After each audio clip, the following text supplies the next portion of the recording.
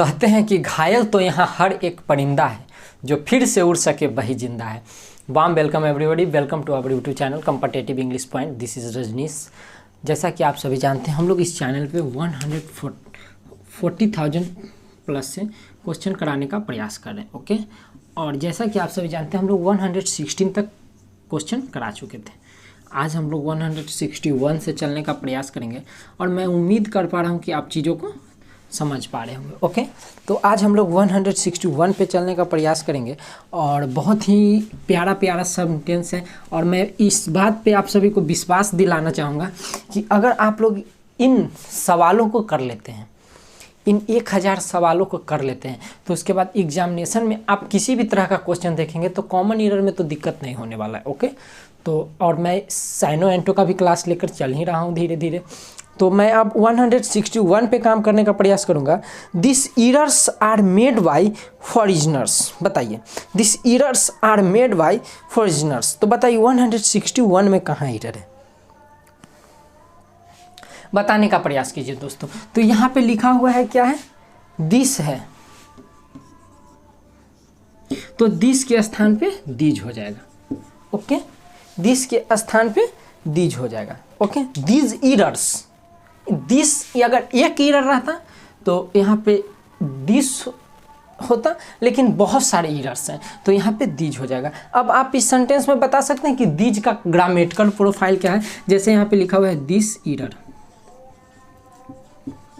तो बताने का प्रयास कीजिए कि दिस का ग्रामेटिकल प्रोफाइल क्या है, क्योंकि बहुत सारे स्टेट लेवल के एग्जाम में पूछा जाता है कि इसमें प्रोनाउन पहुँचानी है। तो यहाँ पे दिस जो है वहाँ पे ये एडजेक्टिव है। This is not a pronoun, this is adjective. Okay, this ये एडजेक्टिव है और एरर यहाँ पे नाउन है। उसी तरह से यहाँ पे दिस जो है ये एडजेक्टिव है और एरर्स ये नाउन है। ओके, ये प्लूरल नाउन है और यहाँ पे प्लूरल सब्जेक्ट ही आएगा, तो यहाँ पे एडजेक्टिव होगा ये दिस एरर्स। ओके जी हाँ, बिल्कुल। अब हम लोग नेक्स्ट क्वेश्चन की ओर चलेंगे और लिखा हुआ है कि on entering the crowding room I could not see one person whom I new. लिखा हुआ है हुम आई न्यू। तो आप लोग थोड़ा सा दिमाग लगाने का प्रयास कीजिए कि 162 में कहाँ एरर है। यहाँ पे कोवार्डिंग की जगह पे कोवार्डेड का प्रयोग होगा। On entering the crowded room क्या हो जाएगा, on entering the crowded room. 1 second दोस्तों, मैं थोड़ा सा इसे क्लीन कर देता हूँ, उसके बाद मैं यहीं पे चीज़ों को कराने का प्रयास करूँगा। When entering the crowded room क्या हो जाएगा, when entering the crowded room. 162 ही ना है, हाँ जी, when entering the crowded room, entering the crowded room. Okay, तो मैं उम्मीद कर पा रहा हूँ कि आप चीज़ों को समझ पा रहे होंगे।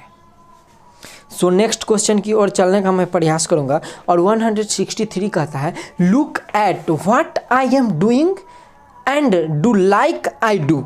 बताइए, look at what I am doing and do I like do. बताइए 152 में कहाँ एरर है। तो 150 हम लोग 163 कर रहे हैं ना, हाँ, तो 163 में कहाँ एरर है लिखा, देखिए वहीं पे एरर है, तीसरा में ही एरर है। डू लाइक आई डू लिखा हुआ है, तो यहाँ पे हो जाएगा and do as I do, and do यहाँ पे हो जाएगा and do as I do.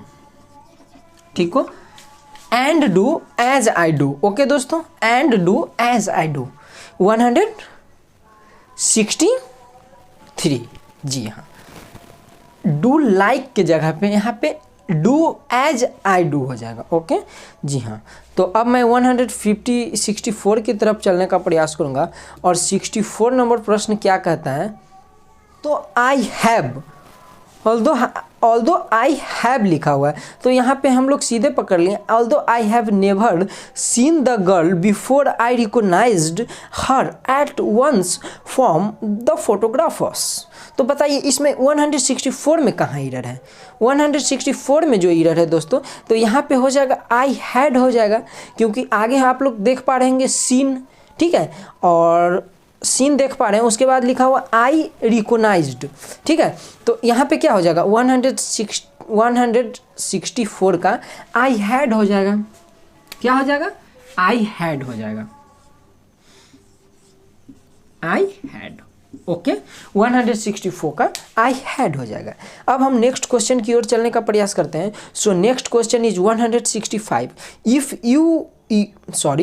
You are coming home tomorrow, let me know at what time I can accept you. I can expect you. Sorry, except नहीं, I can expect you। तो बताइए 165 का कहाँ error है? 165 में कहाँ error है बताइए? तो यहाँ पे योर लिखा हुआ है, क्या लिखा हुआ है? योर क्या लिखा हुआ है? Your coming, you are coming होगा। ये तो बेसिक एरर है यार। 1 सेकेंड, मैं थोड़ा सा इसे क्लीन कर देता हूँ। ये तो बेसिक एरर है, योर कमिंग के जगह पे यू आर कमिंग हो जाएगा,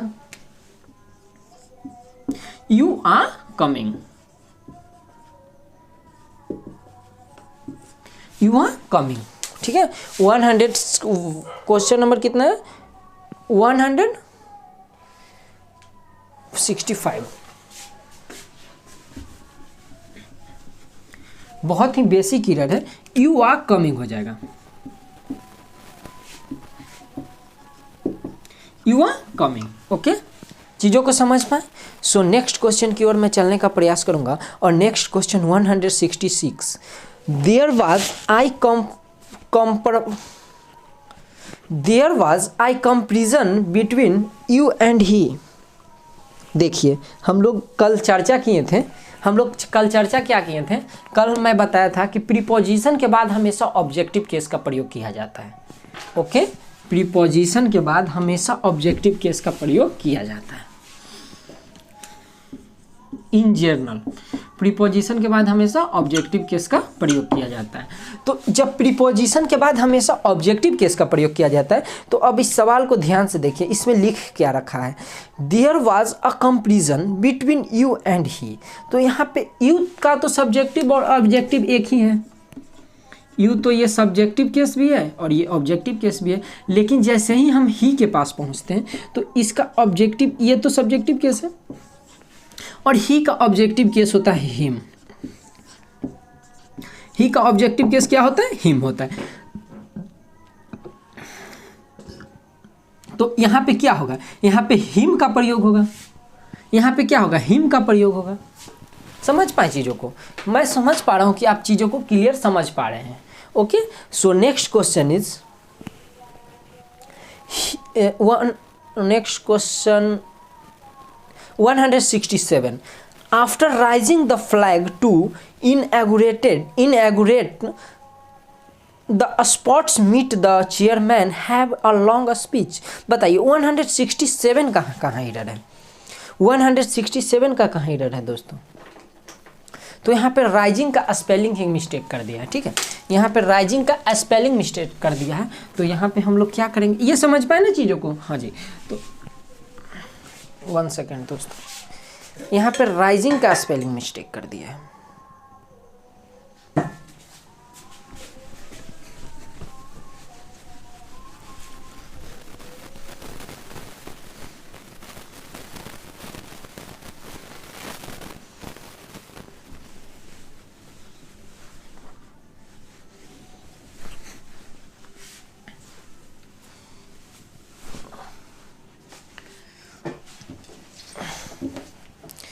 यहाँ पे क्या कर दिया है?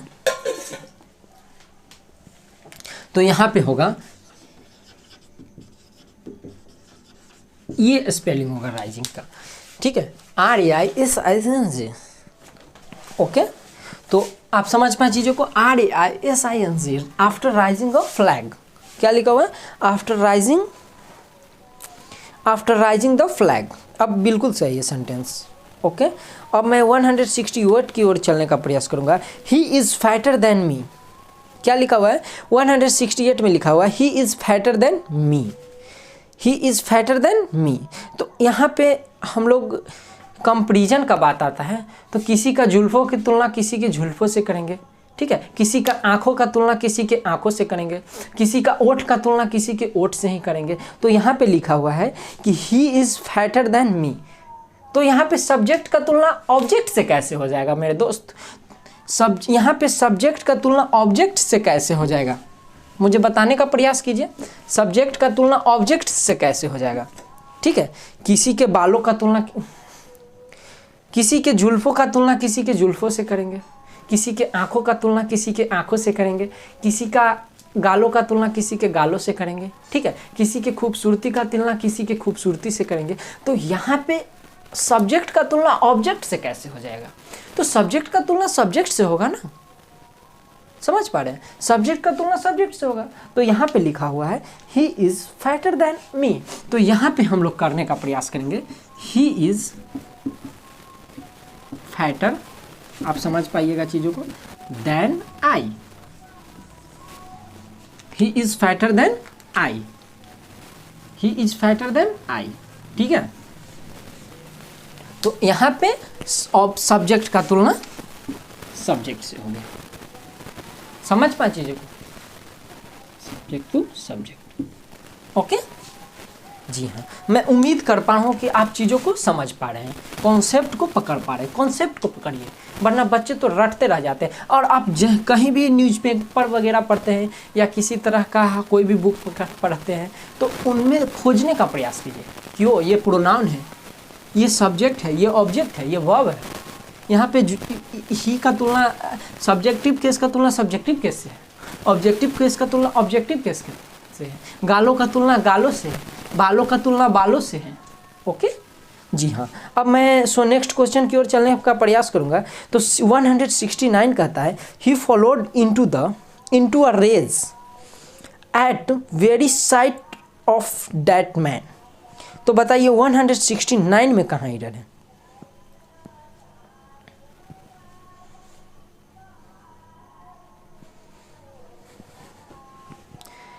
बताइए दोस्तों।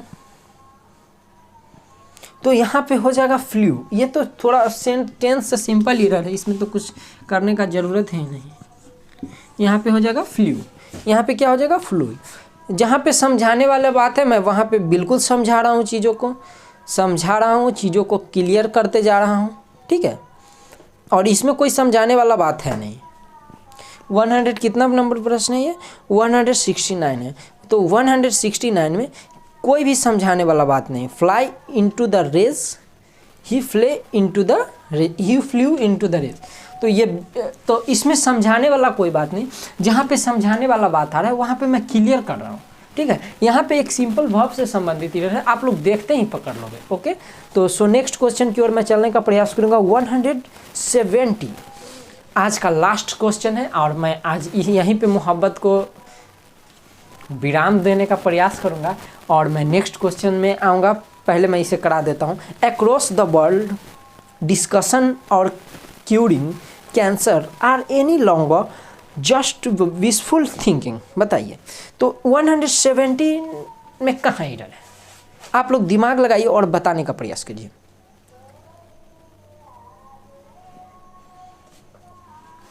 तो यहाँ पे लिखा हुआ है, यहाँ पे लिखा हुआ आर एनी लॉन्गर। तो आर एनी लॉन्गर है, तो ये जो एरर है ये प्रोनाउन से संबंधित एरर और बेसिक एरर है। तो यहाँ पे हो जाएगा आर नो लॉन्गर। क्या हो जाएगा? आर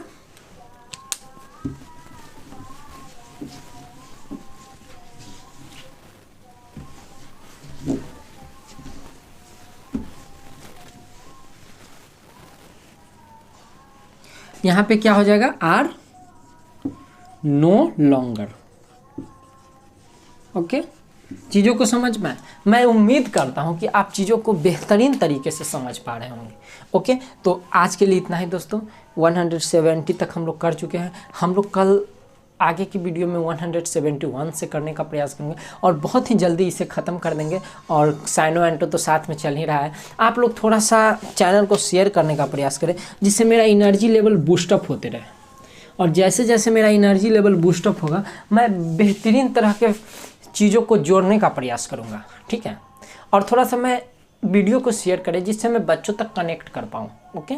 अभी मैं नया चैनल का शुरुआत किया हूँ, आप सभी को लग रहा होगा कि मैं चीज़ों को अच्छे तरीके से करने का प्रयास कर रहा हूँ और मैं अपने ऊपर भी सुधार करते रहूँगा और कंसेप्ट के ऊपर भी सुधार करता रहूँगा, नया चीज़ें आप सभी को बताते रहूँगा। तो आज के लिए इतना ही। मैं अपने शब्दों को यहीं पर विराम देना चाहूँगा। तो आज के लिए इतना ही। जय हिंद, जय भारत, वंदे मातरम।